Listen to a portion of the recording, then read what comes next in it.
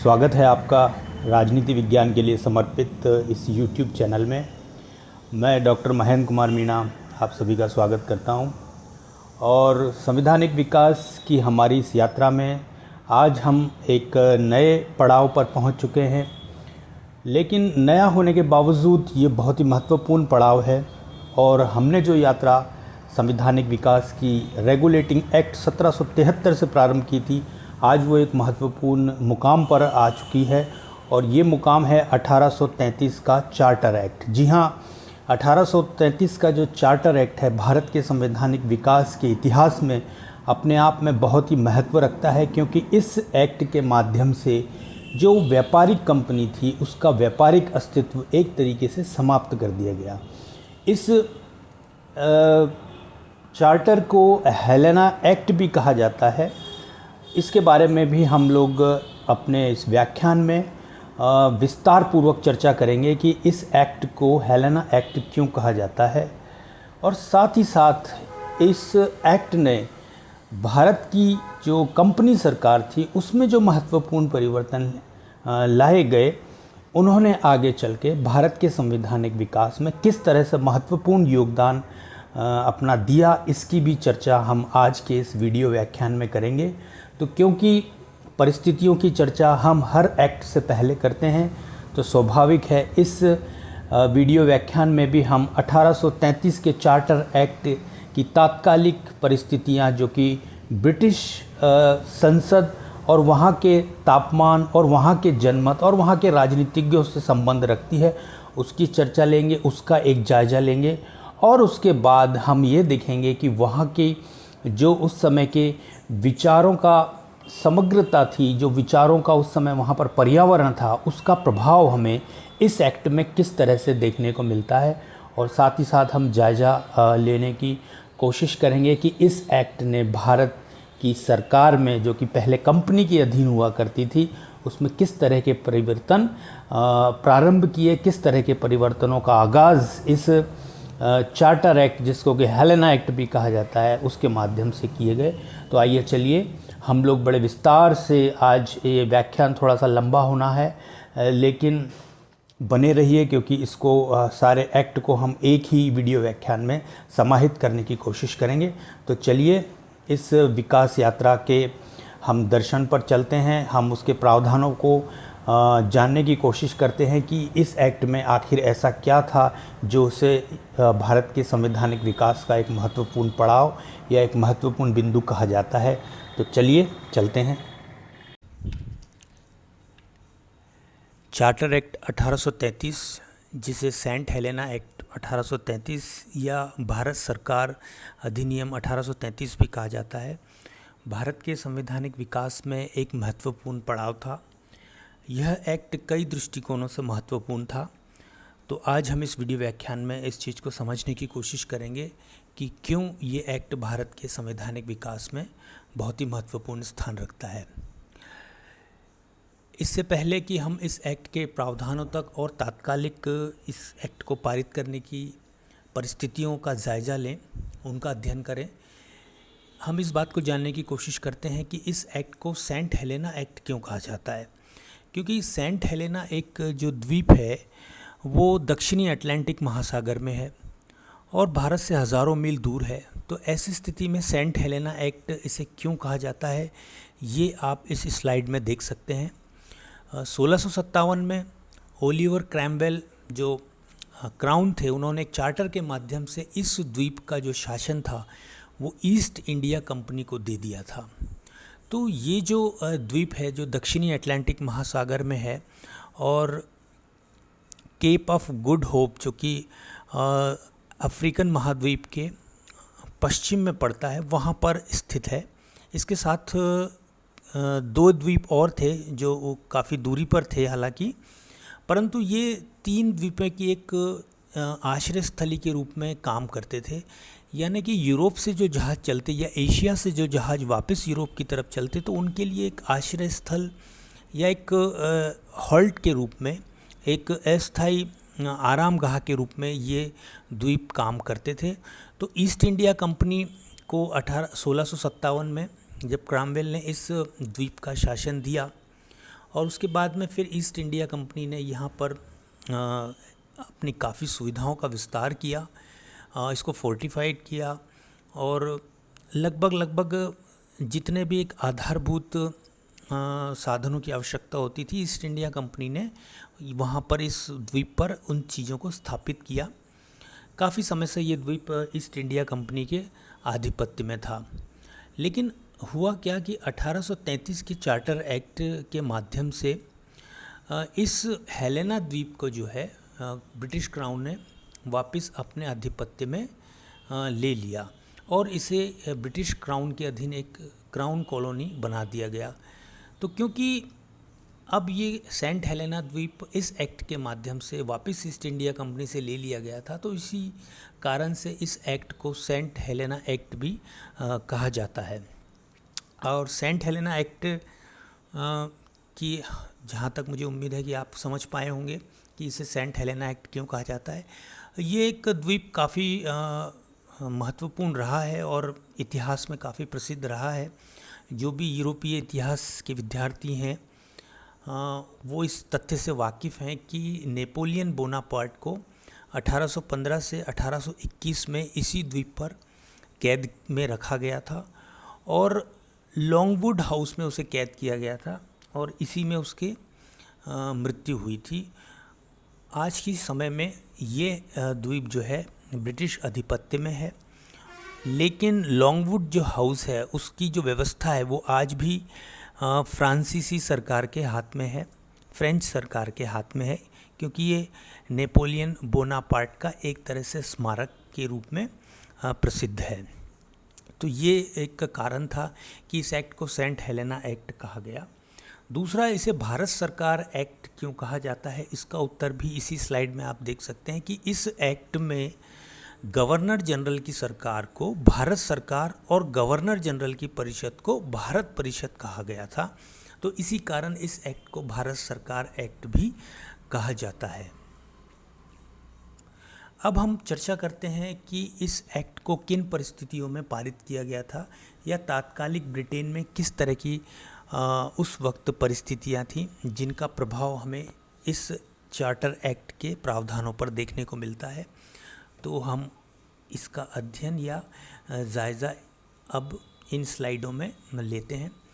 तो सबसे पहला जो परिस्थिति के रूप में हमने यहाँ पर अंकित किया है वो है कि यहाँ इस समय यूरोप के इतिहास में उदारवाद और आक्रामक सुधारों की अवधि थी और मनुष्य के अधिकार सभी विचारों के सिद्धांतों में केंद्रीय भूमिका में थी। तो ये एक ऐसा समय था जहाँ पर व्यक्तिवाद का बोलबाला था। उदारवाद के पर्यावरण में व्यक्तिवादी स्वतंत्रता का नारा बहुत ज़ोर शोर से सारे यूरोप में बुलंद किया जाता था और आप जानते हैं कि फ्रांस की राज्य क्रांति का भी प्रभाव हमें लोगों के विचारों में देखने को मिलता है। स्वतंत्रता, समानता और बंधुत्व ये एक त्रिसिद्धांत मानवीय लोकतंत्र के समानार्थी बन गए थे, इसके परिचायक बन गए थे। तो ऐसी स्थिति में हम देखते हैं कि उस काल में यूरोप में जितने भी अधिकतर राजनीतिक सिद्धांत गढ़े गए उन सिद्धांतों के केंद्र में व्यक्तिगत स्वतंत्रता को बहुत ही महत्वपूर्ण स्थिति में रखा गया था।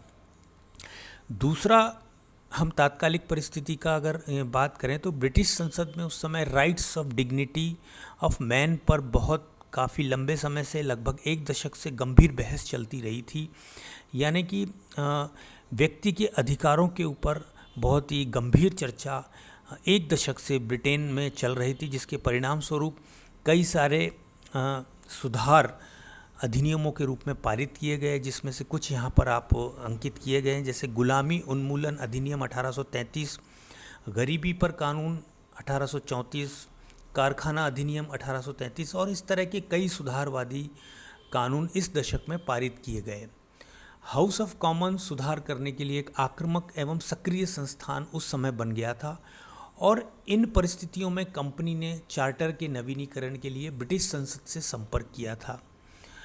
अब ये एक ऐसा समय था जिसकी पृष्ठभूमि में सुधारवादी आंदोलन संसद के अधिनियमों के माध्यम से एक लोकतांत्रिक सरकार का सरकार को कल्याणकारी रूप देने के लिए कई सारे सुधार, अधिनियम, विधियां, कानून पारित किए जा रहे थे।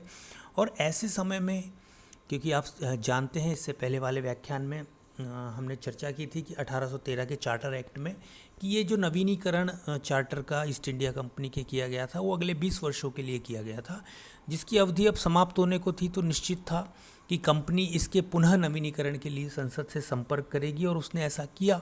लेकिन ये समय एक सुधारवादी आंदोलन का समय था और ऐसी स्थिति में कंपनी के चार्टर के रिन्यूअल के आवेदन पर विरोध होना स्वाभाविक था। अब कंपनी के व्यापारिक एक अधिकार, जैसा कि 1813 में आप जानते हैं कि भारत के साथ व्यापारिक एक अधिकार समाप्त कर दिए गए थे, केवल चाय और चीन के साथ व्यापारिक एक अधिकार को बनाए रखा गया था। किंतु अब ब्रिटिश जनमत और ब्रिटिश राजनीतिज्ञ ये भी चाहते थे कि इन एक अधिकारों को भी समाप्त कर दिया जाए। वो एक सुधार के कदमों के रूप में इस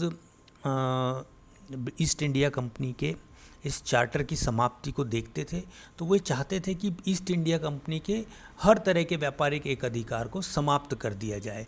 इसके विरुद्ध जनमत बहुत प्रबल था। साथ ही साथ भारतीय कानूनों में सुधार की मांग भी बहुत प्रबल थी और भारतीय शैक्षणिक प्रणाली की आवाज़ भी हमें अब ब्रिटिश संसद में सुनाई देने लगी थी। तो इस तरह से हम देखते हैं कि कुछ ऐसी सकारात्मक परिस्थितियां उस समय मौजूद थी जिन्होंने भारत में सुधार की बात भी की थी।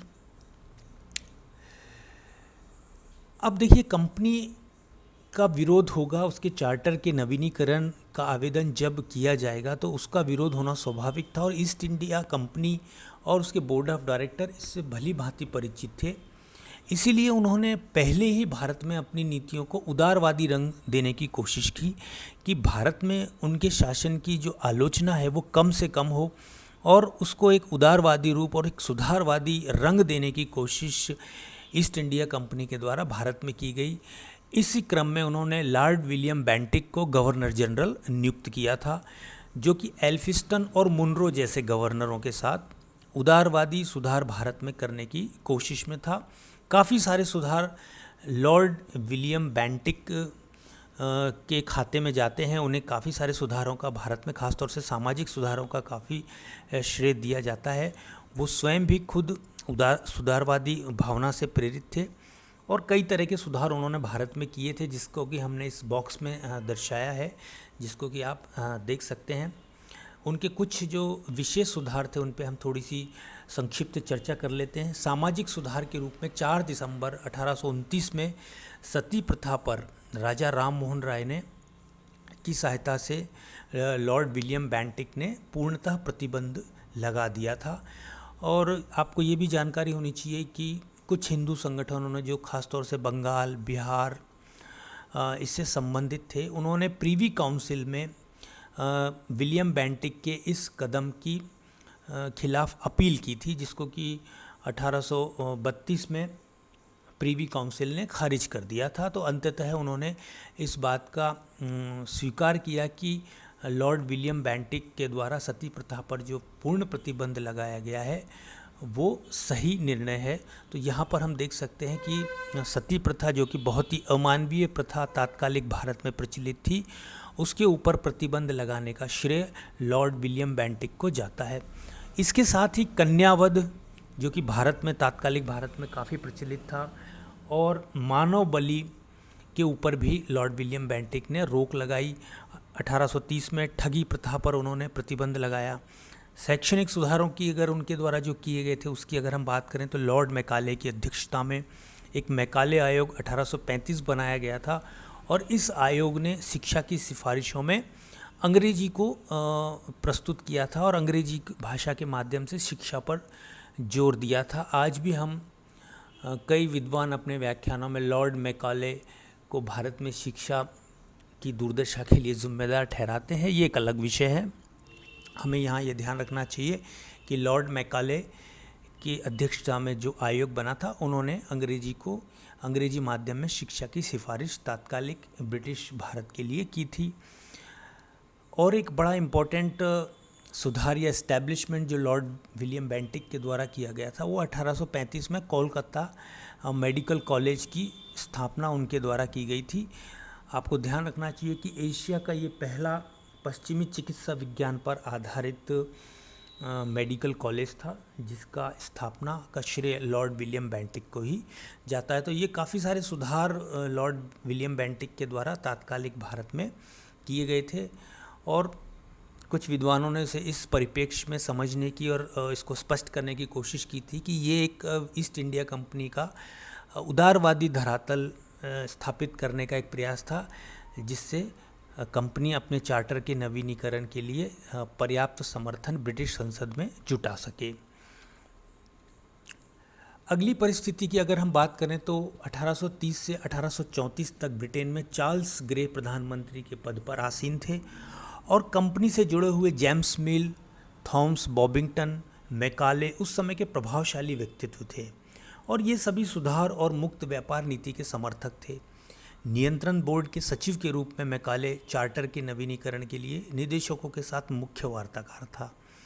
जेम्स मिल कंपनी के कार्यालय इंडिया हाउस में पत्राचार डिस्पैच सेक्शन का मुख्य परीक्षक था और इन सभी को सामूहिक रूप से सुधारवादी व्यक्तित्व के रूप में जाना जाता था। तो हम यहाँ पर देखते हैं कि जो उस समय ब्रिटेन में ईस्ट इंडिया कंपनी का जो प्रशासन था, जैसा कि हमने पूर्व में भी अपने कई व्याख्यानों में स्पष्ट किया है, आप उनको देख सकते हैं समझने के लिए, कि बोर्ड ऑफ कंट्रोल जो कि राजनीतिक रूप से कंपनी के ऊपर आधिपत्य रखता था और बोर्ड ऑफ डायरेक्टर जो कि कंपनी के वाणिज्यिक गतिविधियों को नियंत्रित करता था, इनके बीच में तालमेल के रूप में एक सीक्रेट कमेटी काम करती थी। जो सारी डिस्पैच थे, जो सारी डाक और जो आदेश थे वो इस डिस्पैच के सेक्शन के माध्यम से ही भारत पहुंचते थे या भारत से जो भी पत्राचार होता था, जो भी कम्युनिकेशन होता था, जो भी बातचीत होती थी वो इसी माध्यम से होती थी।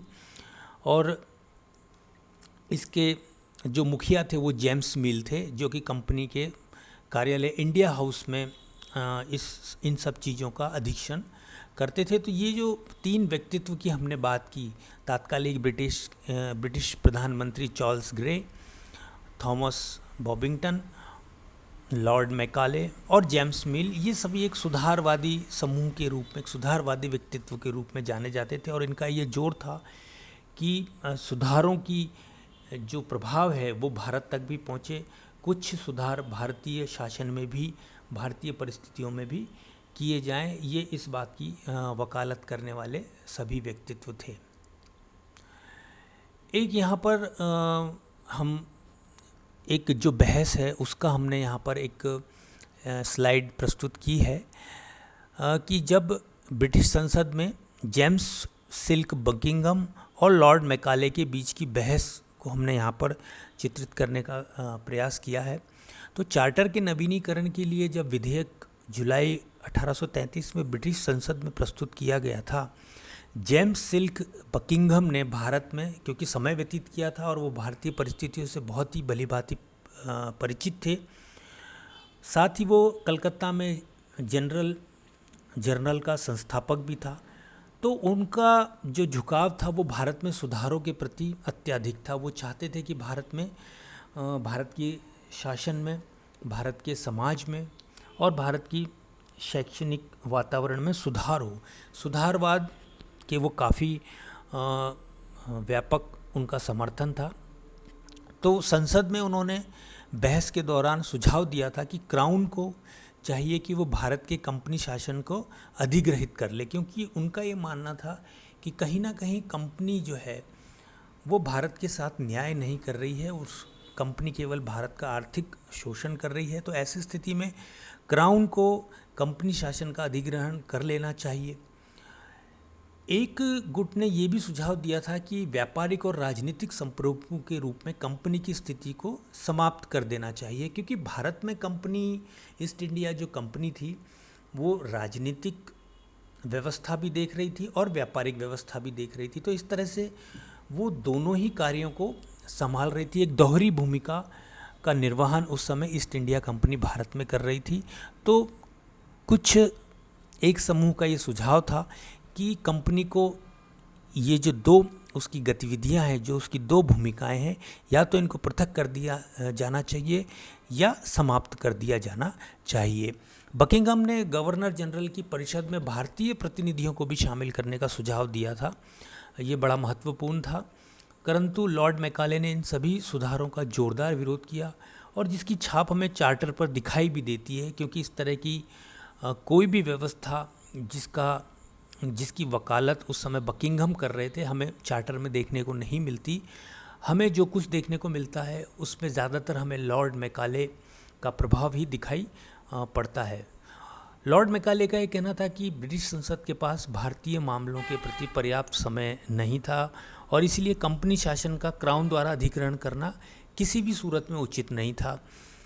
उसने भारत सरकार चलाने के लिए कंपनी को बनाए रखने के लाभ पर ही बल दिया, और सांसदों के बीच मौजूदा खींचतान का प्रयोग करते हुए चार्टर की अवधि बढ़ाने की वकालत की। तो यहाँ पर हम देखते हैं, क्योंकि इस चार्टर एक्ट 1833 के माध्यम से कंपनी का चार्टर का नवीनीकरण अगले 20 वर्ष के लिए किया गया था, तो यहाँ पर स्पष्ट रूप से इस बात को समझा जा सकता है कि लॉर्ड मैकाले अपने उद्देश्यों में सफल रहा था, और सांसदों की आपसी खींचतान में वो अपनी बात काफ़ी हद तक मनवाने में सफल रहा था।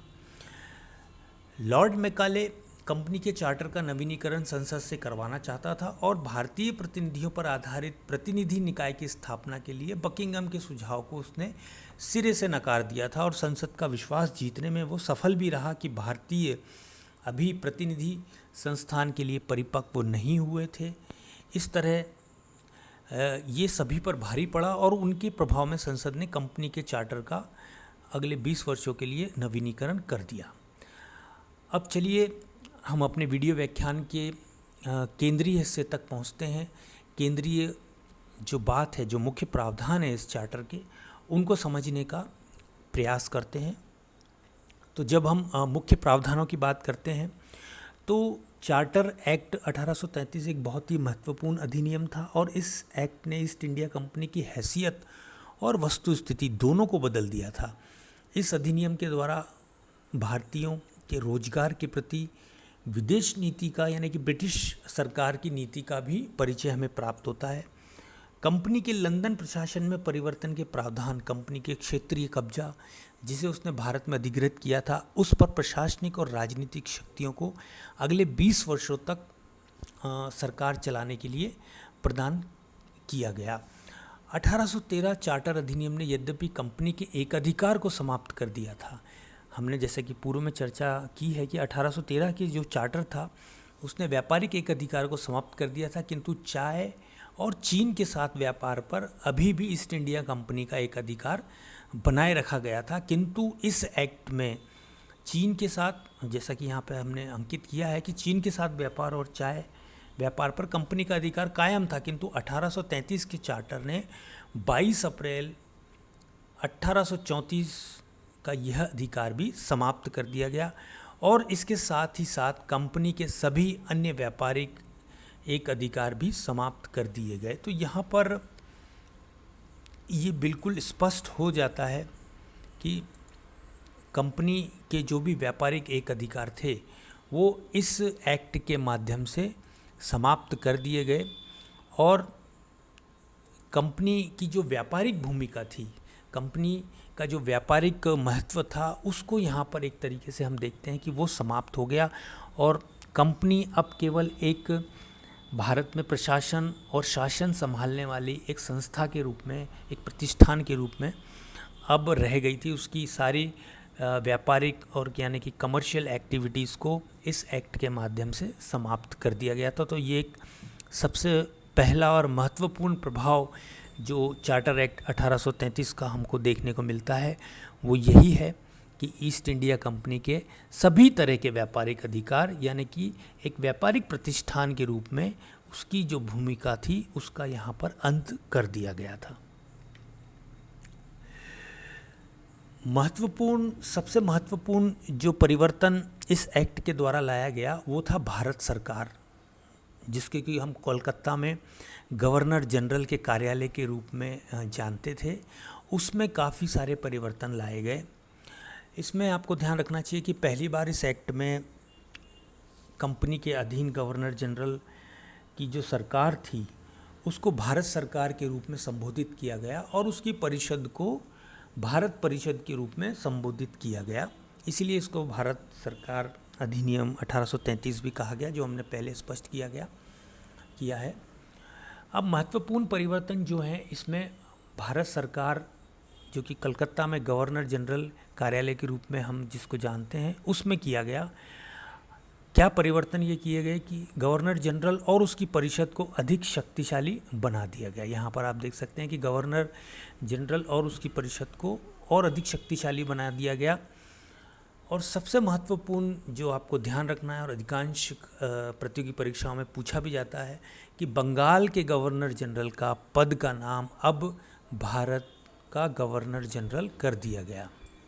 ये जो बिंदु है ये बहुत ही महत्वपूर्ण है कि अब जिसको हम बंगाल के गवर्नर जनरल के रूप में जानते थे उसको भारत के गवर्नर जनरल का पदनाम दे दिया गया। अब उसे भारत के गवर्नर जनरल के रूप में जाना जाएगा, ऐसा इस एक्ट में प्रावधान किया गया। तो सवाल उठता है कि भारत का पहला गवर्नर जनरल कौन था? तो बिल्कुल इसका स्पष्ट उत्तर है कि भारत का पहला governor general Lord William Bentinck था। अब एक सवाल इससे और उभर कर आता है कि बंगाल का अंतिम गवर्नर जनरल कौन था?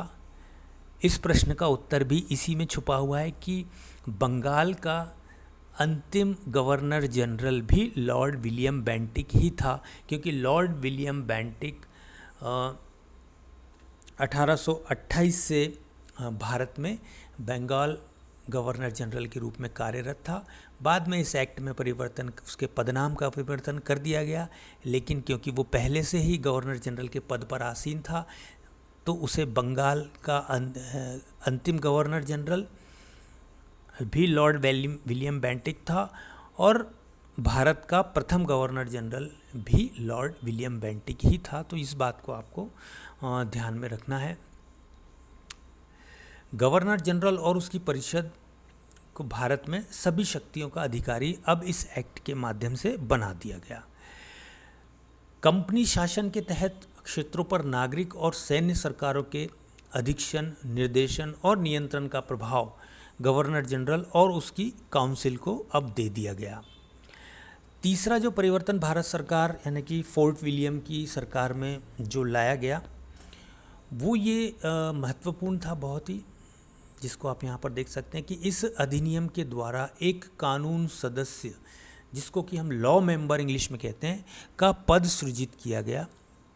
एक कानून सदस्य या लॉ मेंबर का पद सृजित किया गया और इसका कार्य था कि कानून की वैधता को निश्चित करना एवं गवर्नर जनरल और उसकी परिषद को कानूनी सहायता देना। अब आपको इस बात का ध्यान रखना चाहिए कि 1773 का जो रेगुलेटिंग एक्ट था, जिसमें कि गवर्नर जनरल की परिषद को 4 सदस्यीय बनाया गया, बाद में फिर उसे 3 सदस्यीय बनाया गया, किंतु इस अधिनियम के द्वारा पुनः उसे 4 सदस्यीय बना दिया गया और इसमें जो चौथा सदस्य जोड़ा गया अब वो कानूनी सदस्य था, जिसको कि लॉ मेंबर कहा जाता था और उसका कार्य था कि गवर्नर जनरल और उसकी काउंसिल को कानूनी सहायता उपलब्ध कराना, कानूनी मदद देना, सलाह देना।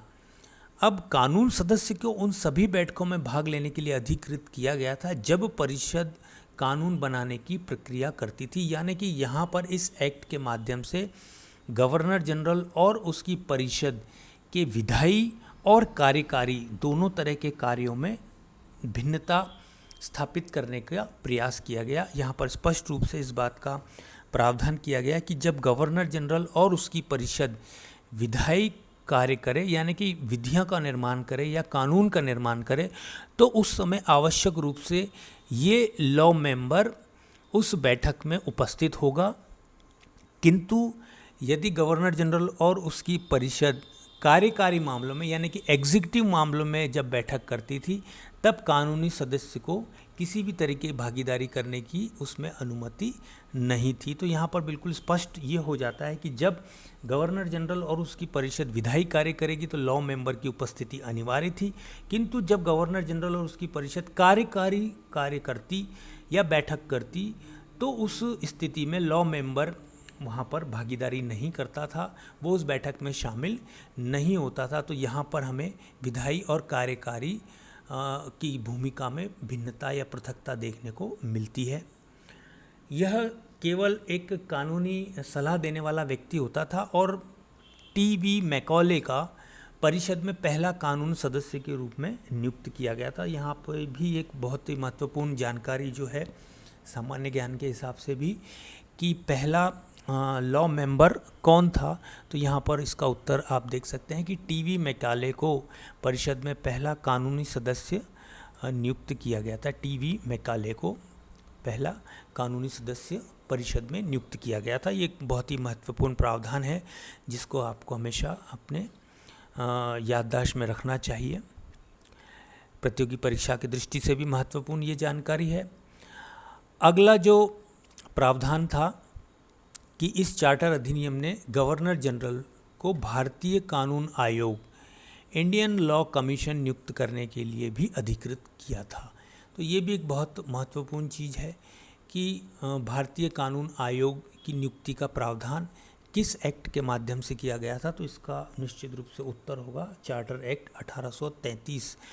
इस कमीशन का कार्य न्यायिक मामले, पुलिस प्रतिष्ठानों और कानून की प्रकृति और उनका अधिकार क्षेत्र, शक्तियाँ और नियमों पर अध्ययन करके रिपोर्ट तैयार करना था। तो इस लॉ कमीशन ऑफ इंडिया का जो कार्य था वो कानूनों को अधिक स्पष्ट रूप से कोडिफाइड करना, उन्हें संहिताबद्ध करना, पुलिस के अधिकार क्षेत्रों को परिभाषित करना, कानून की प्रकृति को स्पष्ट करना और नियमों पर, इन सभी चीज़ों पर अध्ययन करके उनकी रिपोर्ट तैयार करना, ये एक महत्वपूर्ण काम भारतीय कानून आयोग को करना था, जिसकी नियुक्ति का प्रावधान 1833 के चार्टर अधिनियम में किया गया था। तो यहाँ पर एक बॉक्स में एक इम्पॉर्टेंट चीज़, महत्वपूर्ण चीज़ हमने लिखी है कि गवर्नर जनरल और उसकी परिषद के द्वारा निर्मित विधियों को ब्रिटिश संसद के सम्मुख प्रस्तुत किया जाना अनिवार्य था, और जब ब्रिटिश संसद के द्वारा उन्हें स्वीकृति प्रदान कर दी जाती थी तब उन्हें एक एक्ट के रूप में जाना जाता था। इससे पहले गवर्नर जनरल और उसकी परिषद जो भी विधायी कार्य करती थी उनको रेगुलेशंस कहा जाता था, किंतु इस एक्ट के बाद से जो भी विधायी कार्य या विधायी नियम अथवा विधियाँ, कानून गवर्नर जनरल और उसकी परिषद बनाती थी उसको ब्रिटिश संसद के सम्मुख प्रस्तुत किया जाता था और वहाँ से स्वीकृति मिलने के उपरांत ही उन्हें एक्ट के रूप में भारत में लागू किया जाता था। तो ये एक महत्वपूर्ण प्रावधान था। अगले कुछ जो प्रावधान हमें देखने को मिलते हैं कि इस अधिनियम ने कंपनी को भारत के राजस्व से शेयर धारकों को 10.5% के लाभांश घोषणा करने का निर्देश दिया। साथ ही कंपनी के शेयर कंपनी के द्वारा ही वापस खरीदने के लिए 12 मिलियन पाउंड यानी कि 1.2 करोड़ फंड स्थापित करने का निर्देश भी दिया गया, और साथ ही साथ ये निर्देशित भी किया गया कि कंपनी को अगले 40 सालों में या उससे पहले भी यानी कि 1873 तक मूल पूंजी को शेयर धारकों को वापस लौटानी होगी, भले ही उसे भारत पर शासन से वंचित होना पड़े। और तो यहाँ पर हम स्पष्ट रूप से इस बात को, इन प्रावधानों को अगर समझने की कोशिश करें तो इन प्रावधानों का उद्देश्य मात्र ये था कि ब्रिटिश संसद कहीं ना कहीं या ब्रिटिश सरकार कहीं ना कहीं ये चाहती थी कि कंपनी की जो भी व्यापारिक कार्य हैं और जो भी व्यापारिक भूमिकाएं हैं उनको समेटा जाए और कंपनी को व्यापारिक प्रतिष्ठान के रूप में अब समाप्त करने का समय था। तो उसी कड़ी के रूप में हम ये जो प्रावधान है वो हम उनको समझ सकते हैं, क्योंकि इस पे एक तो डिविडेंड बढ़ाने यानी 10.5% के लाभांश की घोषणा की बात ये प्रावधान करता था, और साथ ही बाय बैक, जिसको आज की तारीख में हम कहते हैं, यानी कि कंपनी के द्वारा ही अपने शेयरों को वापस खरीदने की जो प्रक्रिया है उसको हम बाय बैक कहते हैं। तो उसके लिए भी ये चार्टर एक्ट प्रावधान करता है, और साथ ही साथ कंपनी के जो मूल पूंजी धारक थे उन शेयर धारकों को उनकी जो मूल पूंजी थी उसको लौटाने के लिए भी प्रावधान ये चार्टर एक्ट 1833 करता है। अब आपको ये भी ज्ञात होगा कि 1813 का जो चार्टर एक्ट था उसमें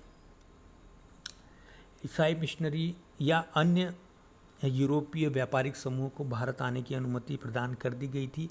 हालांकि उसका आवेदन बोर्ड ऑफ डायरेक्टर्स को किया जाता था, और उसके अगर उनके द्वारा इनकार किया जाता तो उसकी एक अपील के स्वरूप में बोर्ड ऑफ कंट्रोल को भी आवेदन दिया जा सकता था। तो अब इस एक्ट में इस प्रावधान को परिवर्तित कर दिया गया और उसके स्थान पर एक जांच पर आधारित मुफ्त प्रवेश की व्यवस्था स्थापित कर दी गई। यानी कि भारत में अब यूरोपीय व्यापारिक समूह यानी कि ब्रिटिश व्यापारियों या ब्रिटिश ईसाई मिशनरीज़ या जो भी समूह या व्यक्ति भारत आना चाहते थे, उन्हें एक सामान्य जांच के आधार पर मुफ्त प्रवेश की सुविधा की एक व्यवस्था इस अधिनियम के माध्यम से कर दी गई थी।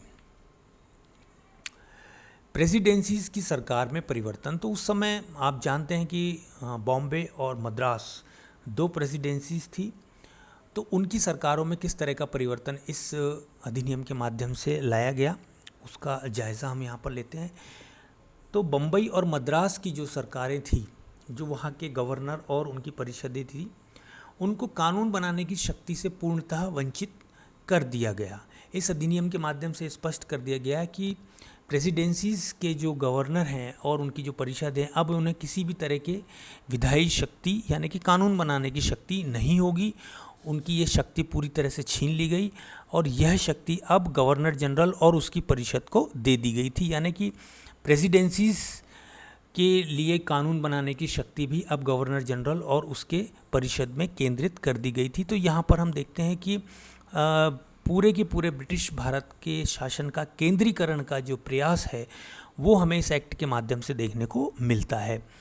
दूसरा जो महत्वपूर्ण प्रावधान किया गया है कि वित्तीय मामलों को भी अब पूरी तरह से गवर्नर जनरल और उसकी परिषद के नियंत्रण में रख दिया गया। तो यहाँ पर बिल्कुल स्पष्ट है कि विधायी शक्ति और आर्थिक निर्णय लेने की शक्ति, वित्तीय मामलों के ऊपर निर्णय लेने की जो प्रेसिडेंसीज की सरकारों की शक्तियाँ थी, उनका भी केंद्रीकरण अब गवर्नर जनरल और उसके परिषद में कर दिया गया। उनके नियंत्रण में ही सारी की सारी वित्तीय शक्तियों का केंद्रीकरण कर दिया गया। अब प्रेसिडेंसीज के गवर्नरों को केंद्र के गवर्नर जनरल की अनुमति के बिना कोई कार्यालय बनाने या कोई नया वेतन, ग्रेच्युटी, भत्ते इत्यादि बढ़ाने या देने की अनुमति नहीं थी। तो यहाँ पर बिल्कुल स्पष्ट है कि एक तरह से प्रेसिडेंसीज के गवर्नर्स और उनकी परिषद को वित्तीय शक्तियों से भी वंचित कर दिया गया था और बिना गवर्नर जनरल और उसकी परिषद की अनुमति के वो इस तरह का कोई भी वित्तीय कार्य नहीं कर सकती थी। तीसरा जो महत्वपूर्ण प्रावधान था कि बंगाल प्रेसिडेंसी को 2 प्रेसिडेंसीज में बांट दिया गया इस चार्टर एक्ट के माध्यम से। एक फोर्ट विलियम और करीब का क्षेत्र और दूसरा आगरा की प्रेसिडेंसी, और इस निर्णय को लागू करने का अधिकार भी भारत के गवर्नर जनरल को दे दिया गया था। हालांकि ये बात आपको ध्यान रखनी चाहिए कि इसको कभी भी व्यवहारिक जामा नहीं पहनाया गया, यानी कि कभी इस तरह का बंगाल प्रेसिडेंसी का विभाजन आगरा प्रेसिडेंसी और फोर्ट विलियम प्रेसिडेंसी में नहीं किया गया, ये कभी लागू नहीं हुआ। अगला जो महत्वपूर्ण प्रावधान हमें देखने को मिलता है कि सिविल सेवा का भारतीयकरण, जो कि ब्रिटिश सिविल सेवा थी जिसमें कि केवल इससे पहले ब्रिटिश अधिकारी ही भर्ती किए जाते थे, उसका भारतीयकरण इस एक्ट के माध्यम से किया गया। क्या प्रावधान थे देखते हैं। सिविल सेवा का भारतीयकरण इस अधिनियम के अनुच्छेद 87 में किया गया था, 87 में किया गया कि कंपनी को सरकार में किसी भी पद को या भर्ती या रोजगार पर किसी भी मूल या प्राकृतिक जन्म के निवासी को जो भारत क्षेत्र में क्राउन के क्षेत्र का निवासी हो, उसे धर्म, जन्म स्थान, वंश या किसी भी अन्य कारण से पात्र बनने से वंचित नहीं किया जाएगा। तो बिल्कुल स्पष्ट है और सिंपल भी है कि भारत में जन्मे किसी भी व्यक्ति को अब धर्म, उसके जन्म या वंश के आधार पर भारतीय सिविल सेवा में भर्ती होने के अवसर से वंचित नहीं किया जाएगा।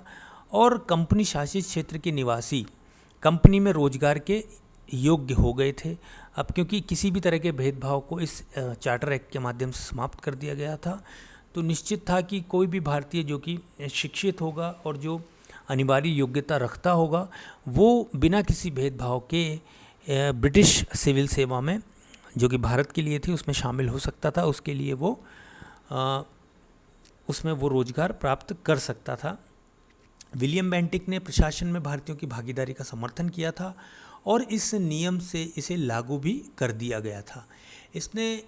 अब इस अवसर ने भारतीयों का ध्यान आकर्षित किया और ब्रिटिश कानूनों के अनुसार काम करने के लिए उनको एक तरह से प्रोत्साहन भी मिला। गुलामी का उन्मूलन भारत में, दास्ता को यहाँ पे दास्ता लिख दिया गया है, लेकिन दास्ता को हटाने के लिए 1833 के अधिनियम में विशेष प्रावधान किया गया था, जिसकी चर्चा हम पहले कर चुके हैं। उस प्रावधान में गवर्नर जनरल और उसकी परिषद को गरीबी उन्मूलन की दिशा में कदम उठाने के निर्देश भी दिए गए थे। तो यहाँ पर हम देखते हैं कि सिविल सेवा का अब भारतीयकरण काफ़ी हद तक कर दिया गया था और भारत में धर्म, जन्म और वंश के भेदभाव के बिना भारतीय भी इस सिविल सेवा को ज्वाइन कर सकते थे। तो ये कुछ महत्वपूर्ण प्रावधान थे जो कि 1833 के चार्टर अधिनियम के द्वारा लागू किए गए। कई सारे महत्वपूर्ण परिवर्तनों की चर्चा हमने की। एक संक्षिप्त महत्व के रूप में हम 1833 का यहाँ पर एक संक्षिप्त अध्ययन कर लेते हैं। इसमें पहला बिंदु जो हमारी चर्चा में आएगा वो है कि कंपनी केवल इस एक्ट के माध्यम से राजनीतिक कार्यों तक सीमित कर दी गई थी, यानी कि कंपनी के जितने भी व्यापारिक एक अधिकार थे, वैसे 1813 में उसके व्यापारिक अधिकार समाप्त कर दिया गया था। केवल चाय और चीन के साथ व्यापार पर उसका एक अधिकार था, उसको भी यहाँ पर अब समाप्त कर दिया गया।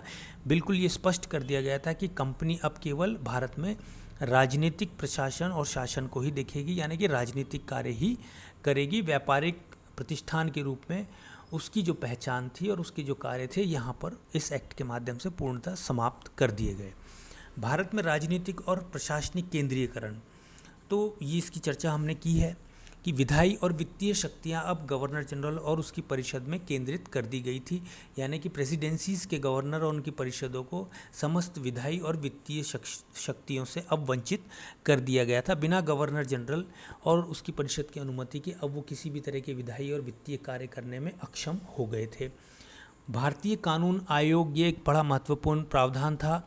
मैकाले जो है परिषद का पहला कानून सदस्य बना, जिसकी चर्चा हमने की थी, और उनके नेतृत्व में भारतीय दंड संहिता, जिसको कि हम इंडियन पेनल कोड यानी आईपीसी कहते हैं, नागरिक कानून प्रक्रिया संहिता, कोड ऑफ सिविल प्रोसीजर, आपराधिक प्रक्रिया संहिता, कोड ऑफ क्रिमिनल प्रोसीजर्स, इन सभी का निर्माण जो है लॉर्ड मैकाले के नेतृत्व में किया गया। और ये जो प्रावधान है, जिसमें काफ़ी सारे प्रावधान आज भी हम जिनका प्रयोग स्वतंत्र भारत में किया जाता है, आज की तारीख में भी बहुत सारे जो प्रावधान हैं हमारे, उसका संहिताबद्ध करने का जो श्रेय है वो मैकाले को जाता है, जो कि पहले लॉ मेंबर थे भारत के गवर्नर जनरल के तात्कालिक परिषद के।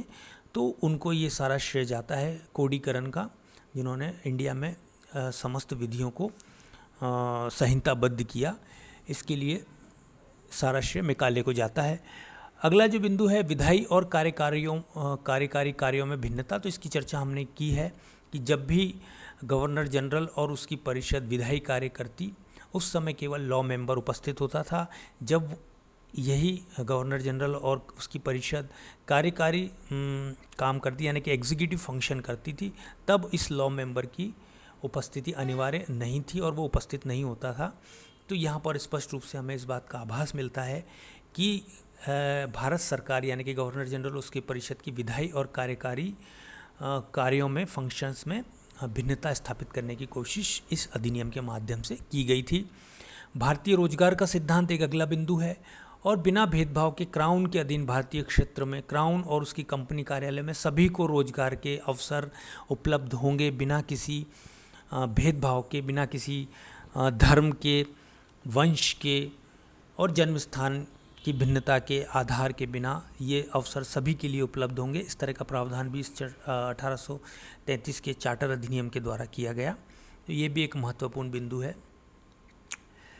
अब इस चार्टर एक्ट ने एक तरह से, कुछ विद्वानों का ये मत है कि एक राजनीतिक आंदोलन की वैचारिक पृष्ठभूमि यानी कि वैचारिक जमीन भी तैयार की। ये कैसे हुआ, तो इसको हम समझने की कोशिश करते हैं कि इस चार्टर के अनुच्छेद 87 में भारतीयों को दिया गया रोजगार का जो आश्वासन था, जिसमें बिना किसी भेदभाव के प्रत्येक भारतीय के लिए रोजगार उपलब्ध होगा, ऐसा इस बात को रेखांकित किया गया था। ये जो दावा था, ये जो प्रावधान था, ये आगे चल के खोखला साबित हुआ और इसको वास्तव में धरातल पर कभी भी अमली जामा उस तरह से नहीं अपनाया गया जिस तरह से इसका प्रावधान एक्ट में किया गया था।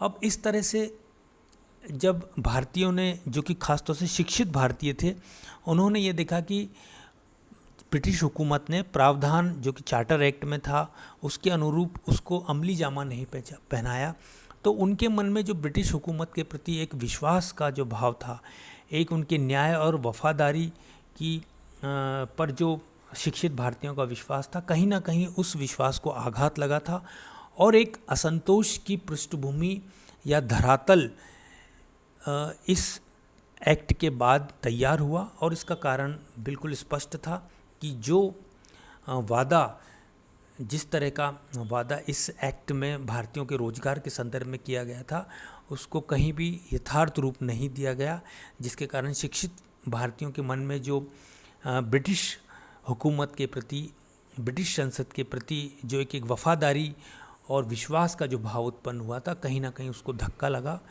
और उनको इस तरह से महसूस हुआ जिस तरह से ब्रिटिश पार्लियामेंट ने उनको धोखा दिया हो, उनसे उनको झूठा आश्वासन और वादा दिया हो। तो कहीं ना कहीं ये एक असंतोष का बीज हमको यहाँ पर देखने को मिलता है।